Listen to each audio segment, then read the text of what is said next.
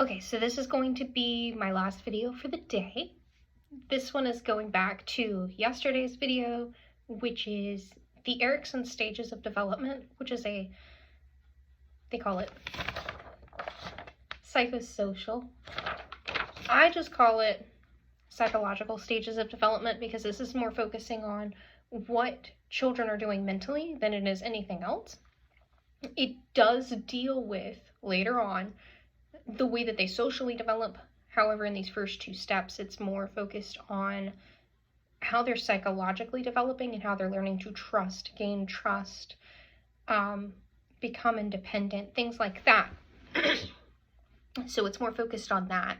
Yesterday's video was about the trust versus mistrust step, which is 0 through like 1 to 1.5, depending on what website you're looking at or what psychology book you're looking at. And that is more focused on, when your baby cries, you respond.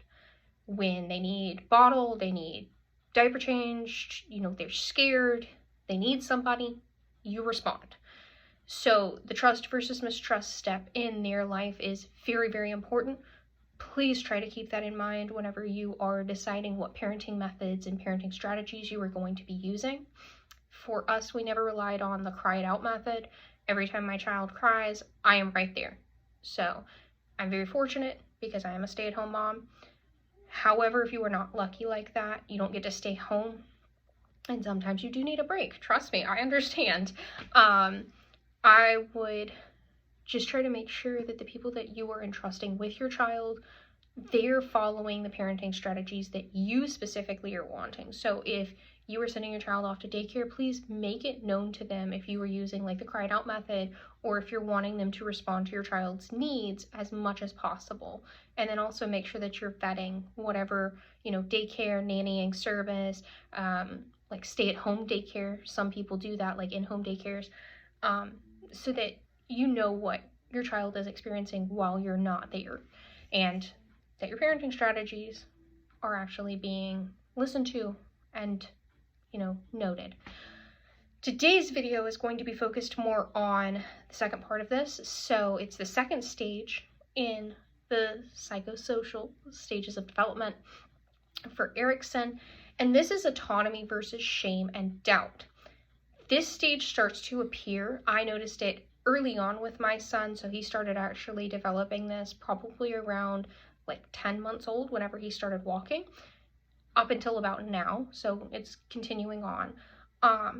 And what this stage specifically emphasizes is when a child is encouraged to do something, so they're encouraged to walk, they're encouraged to crawl, they're encouraged to roll over, they're encouraged to play, they're encouraged to, run, or like for my son specifically, I'm encouraging him to just be a little boy, get dirty, have fun, don't do anything dangerous. That's where the shame versus doubt part comes.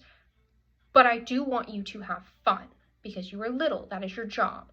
So for him specifically, he very quickly picks up on what he is wanting and what we are wanting him to do. So for example, when he is going through his like shame and doubt portion of this, if I tell him no, he will look at me and he will acknowledge that I'm saying no, and that's great.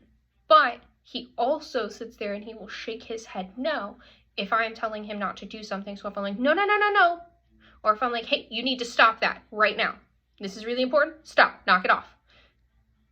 That is when he starts kind of going, okay, mommy doesn't want me to do this. Let me back up and take a moment. And then he'll see how I'm reacting to that specifically to see whether or not I'm just playing with him or if I'm being serious and he actually needs to just back off. That's where your autonomy versus shame and doubt. So they're trying to gain their independence. They're trying to become, more their own person, is I guess the nice way to put it. So they don't become their own person until they're a lot older. However, this is where you're going to start actually seeing that portion of your child actually kind of like pushing away from you, not wanting to be right up under you all the time, which I kind of hate a little bit because I love my little bear being like tucked right up under me. But he does need that form of independence, as does every child.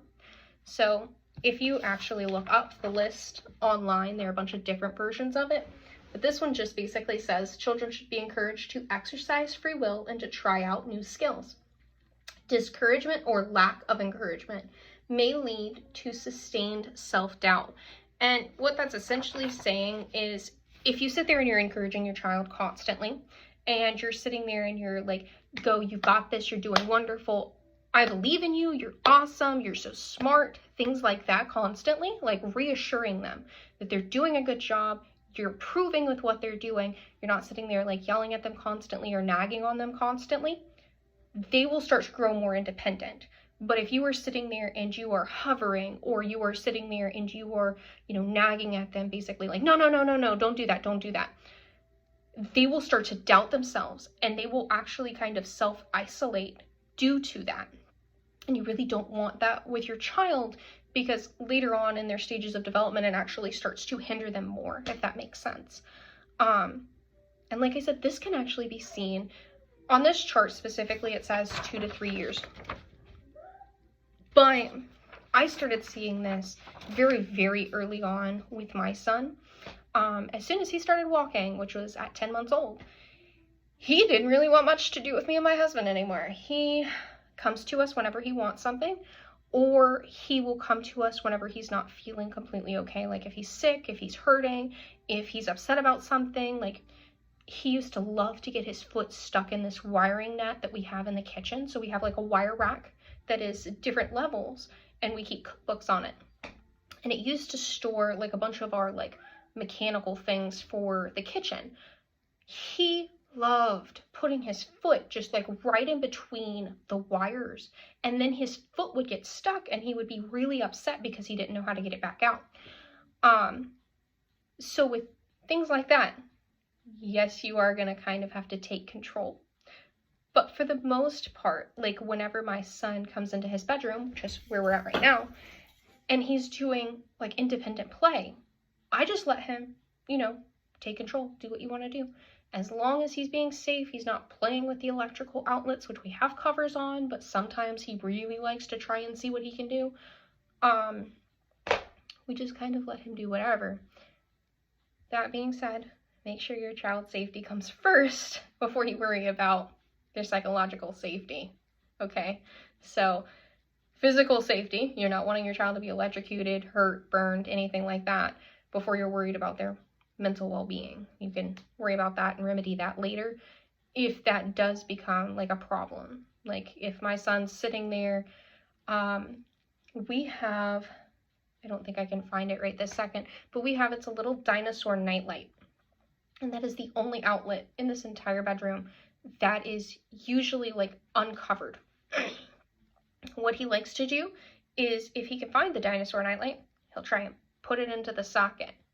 I don't like for him to do that, just in case something happens, like just a mishap, even if he gets it right and it electrocutes him. I don't want to risk that.